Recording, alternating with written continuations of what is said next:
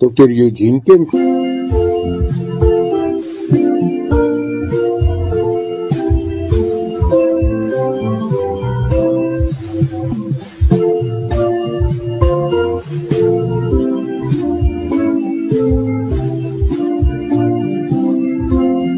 Dr. Eugene Kemp, ons rink. Die inbrake by die Louvre in Frankryk, eintlik die waaghalsige manier hoe daar ingebreek is en baie kosbare juweliersware, kulturele skatte eintlik gesteel is, het die wêreld nogal aangegryp. 4 diewe het deur gebruik te maak van hierdie meganiese huispakke, jy weet wat die meganiese leer opbeweeg, en dan is daar so amper soos 'n groot houer waar as hulle dan mense help met trek op wat hoog bly of op boonste verdiepings bly, dan nodig het om deur die venster hierdie meubels af te vervoer. Nou die ouens het hierdie gebruik om in te kom op een van die boonste vloere. En die hele rooftog het nie meer as 7 minute geneem nie, waarvan 4 minute binne in en uit was. Alarm het afgegaan, die polisie almal het daar aangekom, maar die ouens is op motorfietsse daar weg.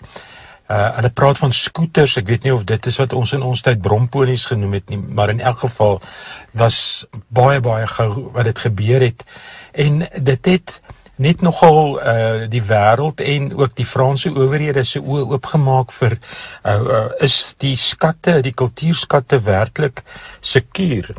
Nou, 'n baie interessante ding wat gebeur het, is dat terwyl hulle ontsnap het hulle 'n kroon laat val, ook uit die geskiedenis, Franse geskiedenis, maar hierdie kroon het soos 18 diamante ingehaat, wat dan eintlik ook 'n klomp geld vir hulle sou in die sak kon bring.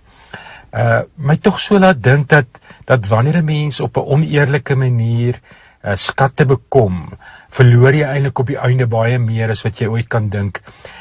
Ons leef in tye waar die nuus oorval word met entrepreneurs wat en hierdie ouens gaan nie vir klein geld nie, dis biljoene, Lamborghinis en al die tipe van goed soos wat ons in die nuus sien. Maar is asof hulle nooit werklik ryk word nie, want welvaart lê nie opgesluit in oneerlike besit nie.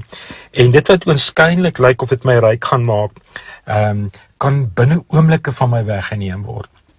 En dit het my net weer uitgedaag om bietjie te besin oor, maar waar maak ons skatte bymekaar? Want die skatte wat tasbaar is en wat gaan oor geld en besit, is goed wat in 'n oogwink weggeneem kan word. Jy kan dink dis baie sekuur soos die skatte in die Louvre.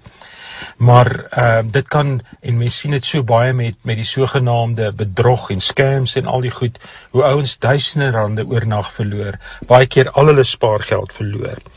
Maar besin dan eerder, en miskien moet ons almal weer besin, oor wat is die dinge wat ons beskou as rykdom. Besin oor daai dinge wat jou ryk maak, en jy sal vind dat dit nie iets is wat jy besit en sommer net altyd by jou gaan hê nie. Matteus praat van, maak vir julle skatte in die hemel bymekaar, waar mot en roes, en ek wil amper sê skelms, dit nie verniel nie, en waar diewe nie inbreek en dit steel nie. Daardie skatte is iets wat diep binne in die hart lê, en selfs die armste mens hier op aarde kan daai rykdom hê, omdat dit 'n geestelike sielsvlak lê, en wat vir ons almal beskore is, nie uit verdienste nie, maar genade, dat die Here dit vir elkeen van ons gee. Jy kan hierdie gedeelte weer gaan lees op my Facebook bladsy, Eugene Kemp / Shrink, kan vir my skryf, eugenekemp@me.com.